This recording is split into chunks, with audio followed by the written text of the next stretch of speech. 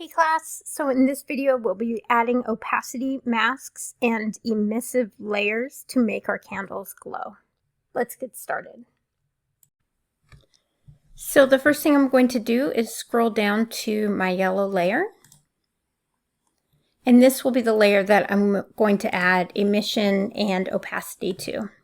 So emission and opacity are not standard in our layers. So for example, if I go down to our properties, under our material, you can see we have color, metal, roughness, normal, and height.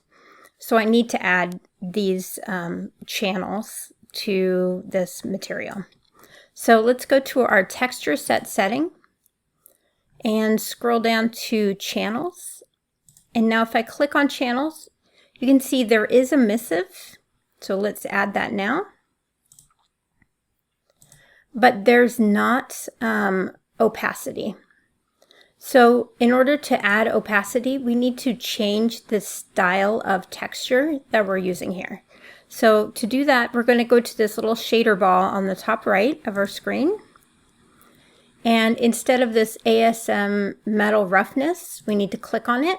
And we need to find PBR metal roughness with alpha blending. So it looks translucent on one side and not on the other. So click on that. And you can see instantly we have things like emissive intensity as an option, which we will change later, and some other common parameters. So I'm going to close this menu by clicking on it. And now I can go back to my texture set settings and channels.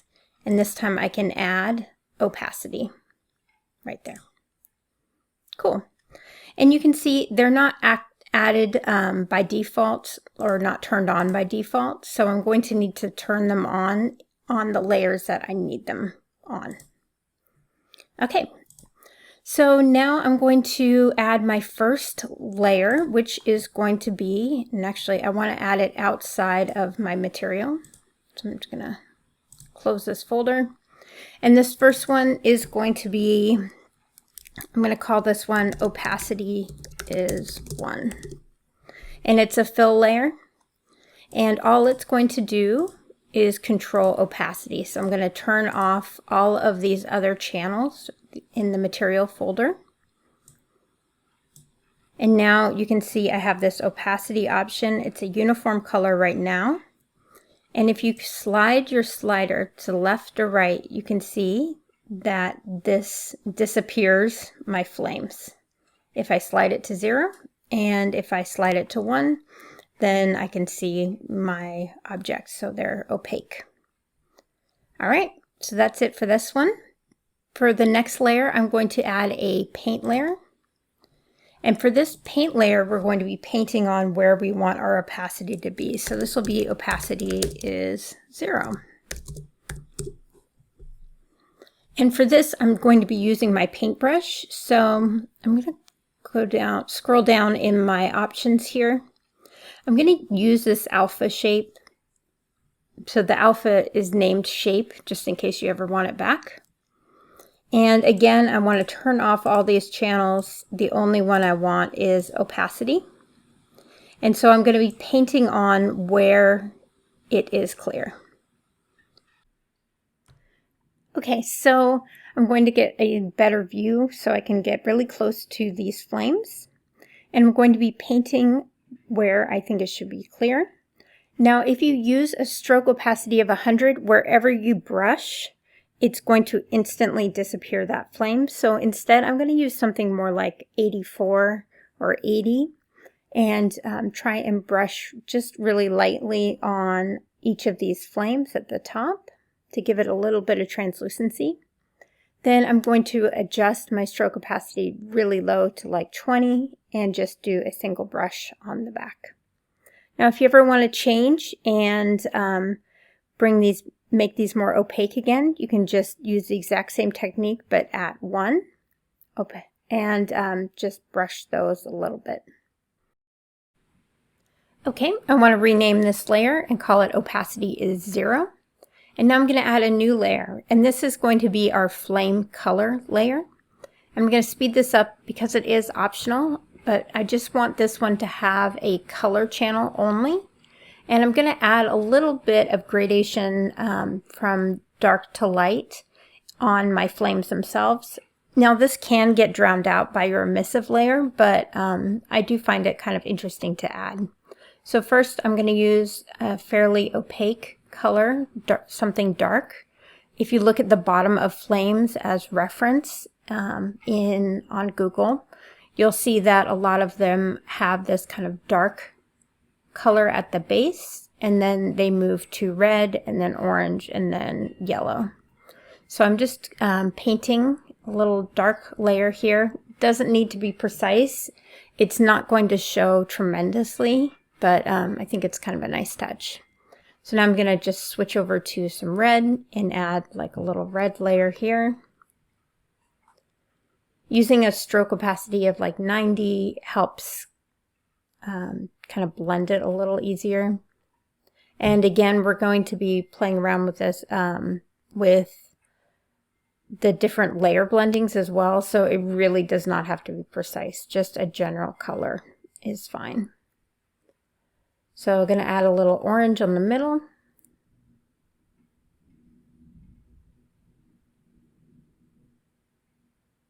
Kind of looks like a candy corn at this point.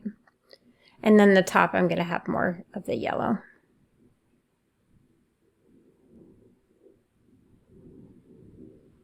There we go. And then let's look at our layer blending options just to see what we can do to make this look a little more natural. Okay, so the first one I can do is overlay, and that's generally kind of the best for this. You can see if I use screen or color burn, it really doesn't have a nice effect. So for this one, let's do overlay. And then I'm actually going to duplicate this layer. So right click and duplicate it. And for this one, I'm going to use a normal blending mode, but I'm going to really lower that opacity. So somewhere between, 8 and 30, depending on what your model looks like. Just so it has a little tiny bit of that color, but it's not a natural looking. Okay, so the next thing we want to do is add our emissive layer. So that's the layer where the light is actually going to be coming out. So double click on that layer and then turn off all your channels except for your emissive. For our color, we want to have something nice and bright and saturated for like a bright yellow. And you can see in the preview on the right here what this is going to look like. Now I forgot to change my stroke opacity, so right now it's still at 18. But if you want to change it, I would definitely recommend somewhere in the 80s again is good. I think 100 is too much. And remember that your flame doesn't always meet the very bottom of the candle, or the part of the flame starts off dark and then it kind of glows up from there. So you want to leave a little bit of the base intact. There we go. All right, and so once that is nice and done, we can play around with the shader settings. So click on that little shader ball, and now we can crank up our emissive intensity. And you can see the parts that are well lit at this point. We don't want to do something too crazy like this 25. But something like 6 or 5 makes a lot more sense. Okay, so we also need to work on our display settings. So this is where we're going to activate our post-processing effects. So if you scroll down on your display settings, there's an activate post effects button.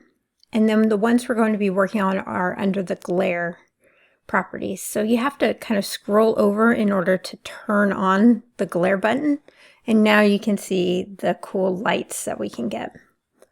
For shape, it's really important. It shows the different shapes of the light. So bloom, lens flare, this is standard. Cheap lens has this kind of shadow effect on it. I personally really like filter cross screen and the filter snow cross.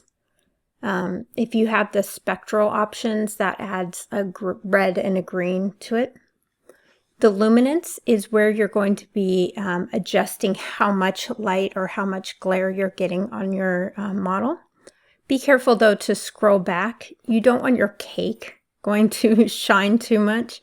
So you want to make sure your threshold setting is somewhere in between where you can still have light coming from your candles, but not your cake glowing. So definitely adjust those.